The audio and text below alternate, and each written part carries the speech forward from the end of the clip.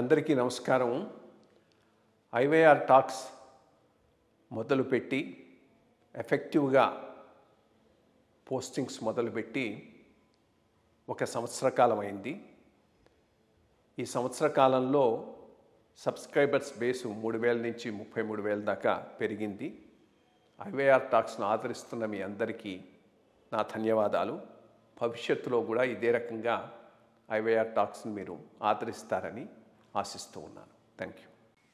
నమస్కారం కృష్ణారావు గారు. ఐవైఆర్ టాక్స్కి పునఃస్వాగతం. మన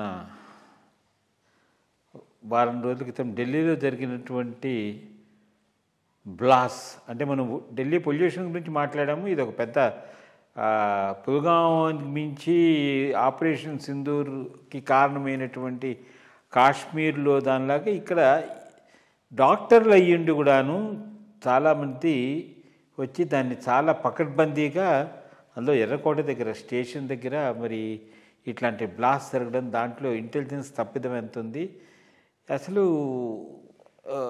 ఒకటేంటంటే ఇలాంటివి జరగడం చాలా ఆ రోజు ఫార్చునేట్గా మండే హాలిడే అవడం వలన ఎక్కువ మంది లేరు, కానీ లేకపోతే ఇంకా విపరీతంగా కూడా ఎక్కువగా ఉండేదని. తర్వాత మరి దీంట్లో సూసైడ్ బాంబర్స్ కూడాను పోయారా లేదా అనేటువంటి విషయం, ఆ కారుని అసలు చాలా కథనాలు వస్తూ ఉన్నాయి. అసలు ఇది జరగడం ఏ విధంగా అసలు ఒక సంకేతాన్ని ఇస్తోంది, ప్రభుత్వం ఏ విధమైనటువంటి చర్యలు తీసుకోవాలి ఇలాంటి వాటిని ఇది చేయడానికి, దీనివలన భారతదేశం ఏమైనా స్పందిస్తుందా, అంటే మళ్ళీ ఆపరేషన్ సింధూర్ 2 లాంటిది ఏమైనా అవుతుందా అనే దాని మీద అనేక మీమాంసలు ఉన్నాయి. దీని మీద ఒక చిన్న వివరణ కావాలి. ఆపరేషన్ సింధూర్ అనివార్యం, జరుగుతుంది, తప్పదు. It's only matter of time. Because వీటన్నిటిలో పాకిస్తాన్ ఐఎస్ఐ హ్యాండ్ ఉంది. ఇప్పుడు ఇది కాస్త ఎక్స్పాండ్ అయింది, టర్కీ కూడా ఇన్వాల్వ్ అవుతున్నది. టర్కీ, పాకిస్తాన్, ఇండియన్ ఎక్స్ట్రీమిస్ట్ ఇదో నెట్వర్క్ లాగా తయారైంది. ఇది చాలా డేంజరస్ ఫర్ ది కంట్రీ. ఎందుకంటే హోమ్ గ్రోన్ టెర్రరిస్ట్ వీళ్ళంతా, బట్ విత్ ఇంటర్నేషనల్ లింక్. అందులో అంతా చదువుకున్న వాళ్ళు. ఏదైనా మూర్ఖులు అనుకుంటే మూర్ఖులు కాదు. ఎందుకు ఇట్లా అవుతున్నారనే దాని మీద కూడా కొంత ఆలోచించాల్సినటువంటి అవసరం ఉన్నది. మొదటి నుంచి ఉన్నది ఇది లేని యాంగిల్ అయితే కాదు, బట్ ఎక్కువైంది. ఎంతోముందు టెర్రరిస్ట్ ఎవడో ఇక్కడ హైదరాబాద్లో వచ్చి ఎడ్సన్ లెస్పీని కాల్చాడు కదా, పట్టుకొని పోతే ఇదంతా ఈ నెట్వర్క్. హైదరాబాద్ కూడా పెద్ద బేస్, అందులో వాడు పట్టుకుంటే వాడు ఏదో ఇచ్చేయాలని.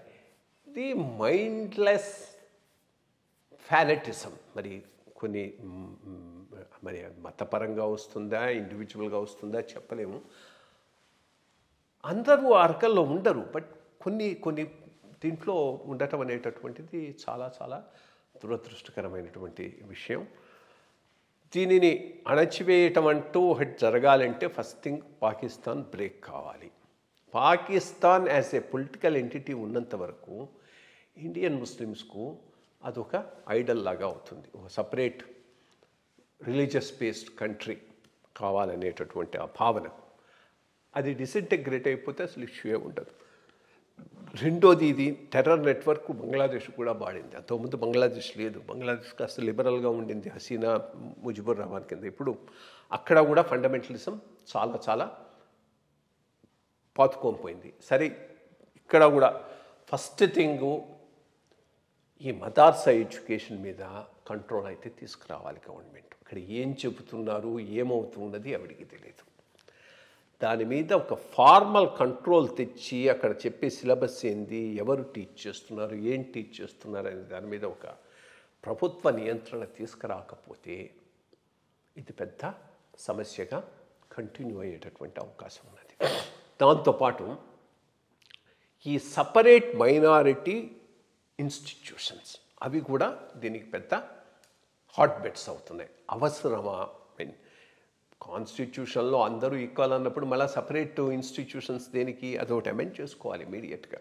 సరైనటువంటి మెజారిటీని చూసుకొని బీజేపీ ఉంటేనే చేయగలుగుతుంది, లేకపోతే చేయదు. రెండోది, సెక్యులర్ అని చెప్పుకుంటున్నటువంటి వీళ్ళు దీన్ని ఎందుకు కండెమ్ చేయరు? సెక్యులరిజం అంటే అసలు దాని నిర్వచనం ఏంది? లౌకికవాదం అంటే అల్పసంఖ్యాకుల సంతుష్టీకరణే లౌకికవాదం. భారతదేశంలో లౌకికవాదం అంటే మైనారిటీ అపీస్మెంట్ లాగానే ఒప్పిస్తూ ఉన్నది. 100% hardcore communal based organisations like MIM కూడా సెక్యులర్ పార్టీ షుడ్ యునైట్ అంటాడు. షుడ్ యునైట్, మేము వస్తాం అందరం కలిసి సెక్యులర్ పార్టీస్ అందరం. నువ్వేమో బేసిక్గా పెట్టిన పార్టీయే రిలీజియస్ బేస్డ్. ఈ ఉగ్రవాదులు ఎంత దారుణంగా మాట్లాడుతున్నారో అంత దారుణంగా మీరు స్పీచ్లు ఇస్తారు. బట్ మాట్లాడేటప్పుడు సెక్యులర్స్ అంతా యునైట్ కావాలి, మేము వస్తామంటారు. అర్థం లేదు. సెక్యులరిజం అనే దానికి అసలు ఏంది, పార్టీ సెక్యులరిజం అనే దాని మీద కూడా ఓ డిస్కషన్ అయితే జరగాల్సినటువంటి అవసరం ఉంది. చాలా చాలా అప్రమత్తంగా ఉండాల్సిన అవసరం ఉంది ఇంటెలిజెన్స్ ఏజెన్సీస్.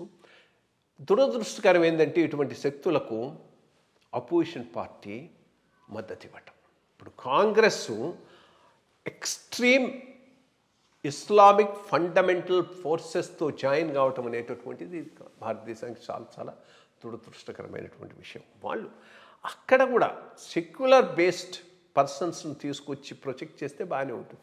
అది కాకుండా పోయి అటువంటి వాళ్ళనే తీసుకొచ్చి ప్రొజెక్ట్ చేస్తూ వాళ్ళతోనే పెట్టుకొని ముందుకు పోతామని అంటే అది దేశానికి చాలా చాలా ప్రమాదకరమైనటువంటి విషయం నా దృష్టిలో. మరి కట్టడైతే చేయాల్సిన అవసరం అయితే ఉంది. దీనికి మరి మినిస్ట్రీ ఆఫ్ హోమ్ అఫేర్స్ వీళ్ళు ఏం చేస్తారనేది మనం వేచి చూడాల్సిందే. నమస్కారం. ఇంకోటి ఏం చెప్పారు?